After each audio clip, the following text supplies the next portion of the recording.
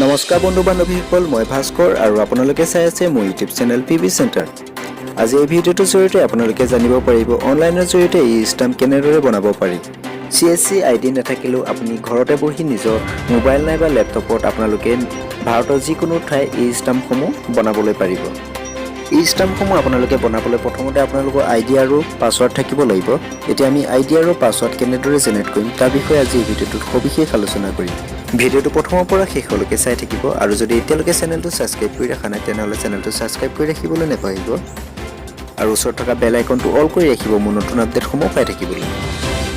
ই ষ্টাম্পৰ ID আৰু password generate কৰিবলৈ আপোনালোকে ব্ৰাউজাৰত টাইপ কৰিব shilestamp.com। টাইপ কৰি পেলাই আপোনালোকে এণ্টাৰ কৰি দিব আৰু এই ৱেবছাইটটোৰ লিংক মই ডেছক্ৰিপশ্যন বক্সত দি ৰাখিম। আপোনালোকে তাৰ পৰা গৈ পেলাই এই ৱেবছাইটটোলৈ আহিব পাৰিব। ৱেবছাইটটো অপেন হোৱাৰ পিছত আপোনালোকৰ সন্মুখত এনেকুৱা ধৰণৰ এটা ইণ্টাৰফেচ আহিব।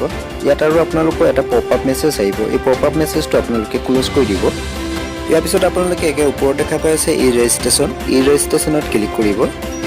ই ৰেজিষ্ট্ৰেশ্যনত ক্লিক কৰাৰ লগে লগে আপোনালোকৰ সন্মুখত এনেকুৱা ধৰণৰ এটা ইণ্টাৰফেচ আহিব। ইয়াত আপোনালোকে দেখা পাইছে অনলাইন ইউজাৰ। ইয়াত আপোনালোকে অনলাইন ইউজাৰটো চিলেক্ট কৰিব, তাৰপিছত চিকিউৰ লগইনত ক্লিক কৰিব।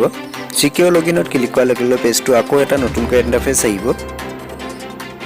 ইয়াত আপোনালোকে দেখা পাই আছে ইউজাৰ ID পাছৱৰ্ড। আপোনালোকৰ যদি ইউজাৰ ID আৰু পাছৱৰ্ড থাকে তেতিয়াহ'লে আপোনালোকে ইউজাৰ IDটো টাইপ কৰিব লাগিব, নহ'লে আপোনালোকে ইয়াত দেখা পাই আছে ৰেজিষ্ট্ৰেশ্যনত ক্লিক কৰিব। ৰেজিষ্ট্ৰেশ্যনত ক্লিক কৰাৰ লগে লগে আপোনালোকৰ সন্মুখত এনেকুৱা ধৰণৰ এখন ফৰ্ম খোল খাই যাব। ইয়াত আপোনালোকে ফৰ্মখন ফিল আপ কৰিব লাগিব। ইয়াত আপোনালোকে নিজৰ ইউজাৰ ID আৰু পাছৱৰ্ড নিজে ক্ৰিয়েট কৰিব লাগিব, মানে আপোনালোকে নিজৰ ইউজাৰ ID আৰু পাছৱৰ্ডটো নিজে বনাব লাগিব। ধৰি লওক মোৰ নামটো ভাস্কৰ, মই ইয়াত ভাস্কৰ বৰা 1 দিম। ভাস্কৰ বৰা 1 টাইপ কৰিলোঁ। তাৰপিছত আপোনালোকে পাছৱৰ্ডটো নিজে চইচ কৰিব। যিকোনো এটা আপোনালোকে পাছৱৰ্ড মনত থকা পাছৱৰ্ড এটা দিব লাগিব। এইটো পাছৱৰ্ডটো কম্পালচৰি হয়। এইটো আপোনালোকে পাছৱৰ্ডটো টাইপ কৰিব। পাছৱৰ্ডটো টাইপ কৰাৰ পিছত তলত দেখা পাইছে কনফাৰ্ম পাছৱৰ্ড। আপুনি প্ৰথমত যিটো পাছৱৰ্ড টাইপ কৰিছিলে সেই পাছৱৰ্ডটো পুনৰবাৰ ইয়াত টাইপ কৰিব লাগিব। ইয়াৰ পিছত আপোনালোকে তলত দেখা পাই আছে চিকিউৰিটি কুৱেশ্যন। ইয়াত আপোনালোকে ক্লিক কৰিলে দেখা পাব ফাৰ্ষ্ট টিচাৰ নাম, ফাৰ্ষ্ট ফোন নম্বৰ, পিট নেম আৰু বাৰ্থ প্লেচ। এই চাৰিটাৰ ভিতৰত আপোনালোকে যিকোনো এটা কুৱেশ্যন চিলেক্ট কৰিব আৰু তলত এনচাৰটো দিব লাগিব। মই ইয়াত যিটো বাৰ্থ প্লেচ হয় তলৰ অপশ্যনটো তাত চিলেক্ট কৰিম আৰু মোৰ যিটো বাৰ্থ প্লেচ হয় বাৰ্থ প্লেচটো মই ইয়াত ক্লিক কৰিম, মানে এণ্টাৰ কৰিম মোৰ বাৰ্থ প্লেচটো। ইয়াৰ পিছত আপোনালোকে দেখা পাইছে ইউজাৰ টাইপ। ইয়াত আপোনালোকে ইণ্ডিভিজুৱেল দিব। তাৰপিছত আপোনালোকে দেখা পাইছে ফাৰ্ষ্ট নেম আৰু লাষ্ট নেম, আৰু নিজৰ ফাৰ্ষ্ট নেম আৰু লাষ্ট নেমটো দিব আৰু আপোনালোকে যেতিয়া নামটো টাইপ কৰিব তেতিয়া আপোনালোকে কেপিটেল লেটাৰ টাইপ কৰিব লাগিব। ইয়াৰ পিছত আপুনি জেণ্ডাৰটো চিলেক্ট কৰিব, মেল ফিমেল যিটো হয় আপোনালোকে সেইটো চিলেক্ট কৰিব লাগিব।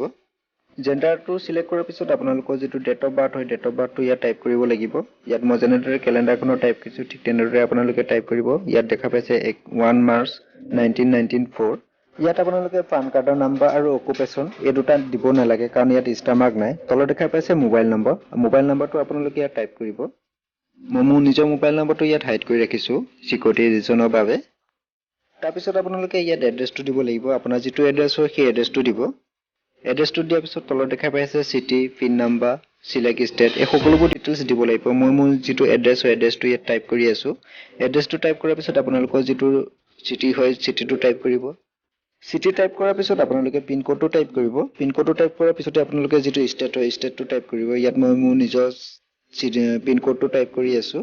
তাৰপিছত আপোনালোকে ইয়াত দেখা পাইছে ষ্টেট আপোনালোকে ইয়াত বহুতো ষ্টেট দেখা পাব, তাৰ ভিতৰত মই আসামটো চিলেক্ট কৰিছোঁ। ইয়াৰ পিছত আপোনালোকে পেজটো স্ক্ৰল ডাউন কৰিব আৰু স্ক্ৰল ডাউন কৰাৰ পিছত আপোনালোকে ইয়াত ইমেইল আইডিটো টাইপ কৰিব লাগিব। আৰু মনত ৰাখিব আপোনালোকে যেতিয়া ইমেইল আইডিটো টাইপ কৰিব আপোনাৰ ইমেইল আইডিটো ভেলিড হ'ব লাগিব, কাৰণ আপোনাৰ যিটো ইমেইল আইডি টাইপ কৰিব সেই ইমেইল আইডিটোত এটা লিংক পঠাব আৰু সেই লিংকত গৈ পেলাই আপোনালোকে নিজৰ আইডিটো এক্টিভেট কৰাই ল'ব লাগিব। ইয়াৰ পিছত আপোনালোকৰ যিটো বেংক ডিটেইলছ হয় বেংক ডিটেইলছটো ইয়াত দিব লাগিব। আপোনালোকে নিজৰ বেংক একাউণ্টৰ number, IFSC code, branch account number এই সকলোবোৰ ডিটেইলছ দিয়াৰ পিছত আপোনালোকে তলত এটা কেপচা কোড দেখিব। এই কেপচা কোডটো আপোনালোকে ছেম টু ছেম ইয়াত যেনেদৰে দিছে সেই ছেম টু ছেম আপোনালোকে ইয়াত টাইপ কৰিব লাগিব। ইয়াৰ পিছত টাৰ্মছ এণ্ড কণ্ডিশ্যনত ক্লিক কৰি তলত যিটো ছেভ বটন দেখা পাইছে ছেভ বটনত ক্লিক কৰিব আৰু ছেভ বটনত ক্লিক কৰাৰ লগে লগে আপোনাৰ মোবাইলত এটা OTP আহিব আৰু OTPটো আপোনালোকে ইয়াত টাইপ কৰি পেলাই ভেৰিফাই OTPত ক্লিক কৰিব লাগিব। স্ক্ৰীনত আপোনালোকে দেখা পাই আছে OTPটো আৰু আপোনালোকৰ তাতো বেলেগ এটা OTP আহিব। সকলো মোবাইলতে ছেম টু ছেম OTP নাহে আৰু OTPটো টাইপ কৰি পেলাই আপোনালোকে তলত দেখা পাইছে ভেৰিফাই OTP। ভেৰিফাই OTPত আপোনালোকে ক্লিক কৰি দিব। ভেৰিফাই অ'টিপিত ক্লিক কৰাৰ লগে লগে আপোনালোকৰ সন্মুখত এনেকুৱা ধৰণৰ এটা ইণ্টাৰফেচ আহিব। ইয়াত আপোনালোকে যিটো ইমেইল আইডি দিছিলে সেই ইমেইল আইডিটোত এটা লিংক দিছে আৰু সেই লিংকত আপোনালোকে ক্লিক কৰি পেলাই আপোনাৰ আইডি আৰু পাছৱৰ্ডটো এক্টিভেট কৰি ল'ব লাগিব। বৰ্তমান মই মোৰ যিটো ইমেইল আইডি হয় ইমেইল আইডিটো আপোনালোকক ইয়াত দেখাই দি আছোঁ। ইয়াত মোৰ ইমেইল আইডিটো অপেন হ'ল আৰু ইয়াত দেখা পাই আছে আপোনালোকে এটা মেইল আহিছে আৰু মেইলটো দিছে registration for online payment system. ইয়াত আপোনালোকে ক্লিক কৰিব লাগিব। মেইলটো অপেন কৰিলে আপোনালোকে তলত দেখা পাব ইউজাৰ আইডি এক্টিভেশ্যন লিংক। ইয়াত আপোনালোকে ক্লিক কৰিব লাগিব। ক্লিক কৰাৰ পিছত আপোনালোকৰ সন্মুখত এনেকুৱা ধৰণৰ এটা ইণ্টাৰফেচ আহিব। ইয়াত আপোনালোকে দেখা পাইছে congratulation Bhaskar Bora, your user ID is successfully activate. মানে মোৰ যিটো ইউজাৰ আইডি আছিলে সেই ইউজাৰ আইডিটো ছাকচেছফুলি ৰেজিষ্টাৰ্ড হৈ গ'ল আৰু এতিয়া মই ভাৰতৰ যিকোনো ঠাই ই ষ্টাম্পসমূহ বনাবলৈ পাৰিম। আৰু মোৰ যিটো ইউজাৰ আইডি আৰু পাছৱৰ্ড আছিলে সেই ইউজাৰ আইডি আৰু পাছৱৰ্ডটো টাইপ কৰি পেলাই মই আপোনালোকক মোৰ আইডিটো লগ ইন কৰি দেখাই দি আছোঁ। ইয়াত মোৰ যিটো ইউজাৰ আইডি আৰু পাছৱৰ্ড অট'মেটিকলি আহি গ'ল আৰু ইয়াত যিটো কেপচা কোড দেখা পাইছে এই কেপচা কোডটো মই চেম টু চেম টাইপ কৰি পেলাই মই চাইন ইনত ক্লিক কৰিলে মোৰ যিটো আইডি হয় আইডিটো অট'মেটিকলি ৰেজিষ্টাৰ্ড মানে কি অট'মেটিকলি অ'পেন হৈ যাব।